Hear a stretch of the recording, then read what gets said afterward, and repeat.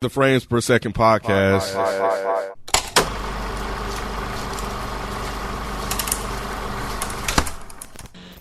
Hey guys, it's your girl Naturally Nay here. I am here to do a special review for you guys with Frames.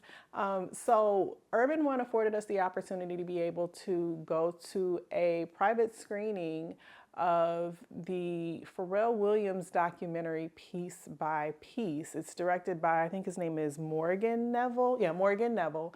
And it is a film that basically chronicles Pharrell's life from childhood to today, I guess. It's a documentary that is very creatively done in the Lego style. So when I was initially asked if I wanted to see the film, I was like, yeah, I like Lego. I'll go. But I did not realize that this was actually a documentary. So I realized it once going in. So I wasn't super surprised once I sat down and started watching. I kind of did my research and knew what I was getting into. But ultimately, and I'm a fan of documentaries, and I think that this was a pretty good documentary, right? So it's like an interview style with the director. He's actually a Lego in the film. And if you've watched any of the Lego films, the animation with the Lego movies is actually pretty good.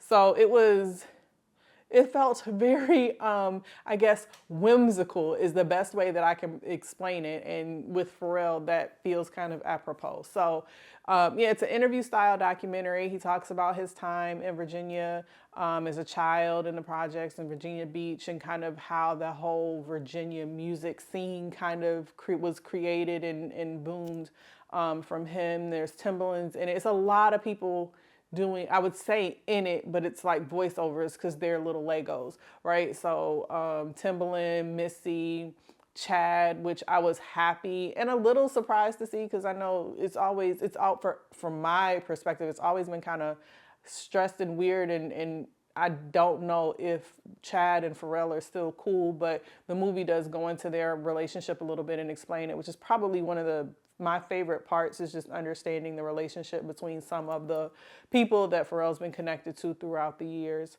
So yeah, the beginning of this film spent a lot of time in Virginia and his break into the music business, and the story kind of reminded me of like a modern day story of like the Philly R&B scene with like Stax Records and all of that good stuff. But yeah, just the way he connected with Teddy Riley, which I personally didn't know, and how Teddy Riley created a record label offices in Virginia, and how that turned into Pharrell becoming the star that we know today. It kind of chronicles, and I almost feel like Dead End probably should have watched this, because it was very hip hop influenced, because it's talking about Pharrell and his musical endeavors. So you see all the different artists and this is probably another one of my favorite parts of the film. You get to see all the Lego versions of the artists that Pharrell have worked with over the years, and who the Neptunes worked with throughout the years, and just realize it's like hit after, like, how influential the Neptunes and how big the Neptunes were. Like, we knew we heard Pharrell's production over everything, but just realizing that there was a stint where that's really all you heard was Pharrell and the production and the artists that he worked with. So hearing all the different musical artists, all the different hits, all the different genres that the Neptunes touched was really cool. Like I said, they touched on Chad, the relationship between Pharrell and Chad, and really Pharrell and just about everybody who was in his circle, and how it kind of started to diminish. So, I like the drama. So that was interesting. And I thought it was interesting how Pharrell kind of according to the documentary, kind of allowed the music industry to kind of take him over, which created a lot of rifts and a lot of relationships. One of the relationships that I actually wanted to see and didn't, I wishful thinking, wish they would have shown Khalees. They touched on Khalees, but didn't touch on Khalees. She didn't get a Lego. All you heard was Milkshake. So, which is interesting. But yeah, it was cool to see the history and hear the music and get a little bit of the story behind it.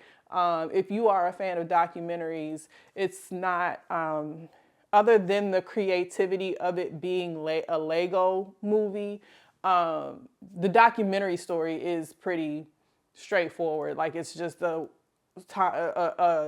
it's just a synopsis, or not even a synopsis, but a look at beginning to end of his career to where he is now. So from a documentary storytelling standpoint, it wasn't super creative, but the way that they delivered in the visuals and the way that they showed it through the Legos was, for the first half of the film, I felt like the fact that it was Legos was almost taking me out of the documentary aspect.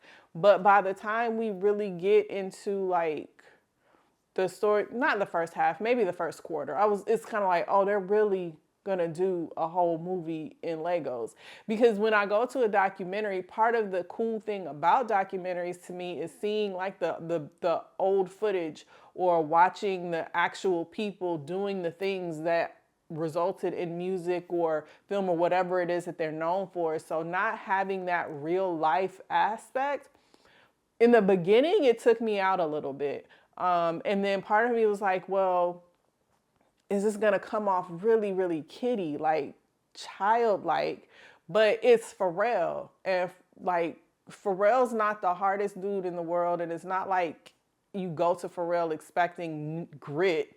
So by the time I settled into the first half of the film, it kind of just fit. So I do think that it ended up being a really creative aspect, although seeing their little Lego hands play on keyboards was a little weird to me. But other than that, like, I think it was actually a really creative aspect. I think that he tried to tie in the idea of Legos with the concept that I feel like he tried to weave throughout the whole documentary, which is that no matter what your situation, you can take your life apart and put it back together piece by piece, right? So just taking whatever life in his life growing up, project kid, and creating what he wanted to from that, and everybody having that ability. So I thought that that was a cool concept. Ultimately, I think the biggest takeaway, or not the biggest takeaway, but one of the interesting takeaways that I took from this film was that the concept of the fact that his ego almost is what kind of led to a lot of the broken relationships, or the detriment of the relationships that he had in his life. So allowing the fame and the stardom to kind of overtake him and create rifts with people who were with him from day one. So just, yeah, the way ego can create problems in your life. However, isn't making a movie about yourself kind of egotistical? I don't know. At any rate, ultimately, it was a cool film. I wouldn't necessarily take your kids to see it because I don't think it's going to keep their attention, even though it's Legos.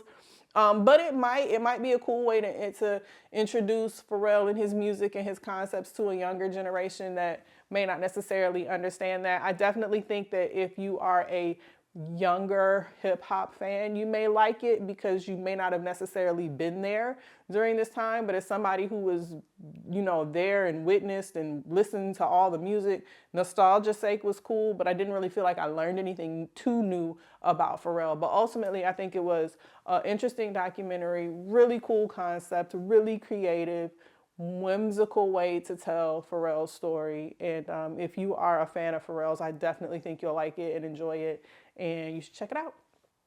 That is my review, guys. Thanks so much. Be sure to follow FPS Podcasts anywhere you get your podcasts. And finally, thank you so much, Urban One and your staff. Thanks for the opportunity to be able to do this screening. I hope we get an opportunity to do more of these in the future. And maybe this could become a whole thing if that happens. But yeah, till next time. Bye.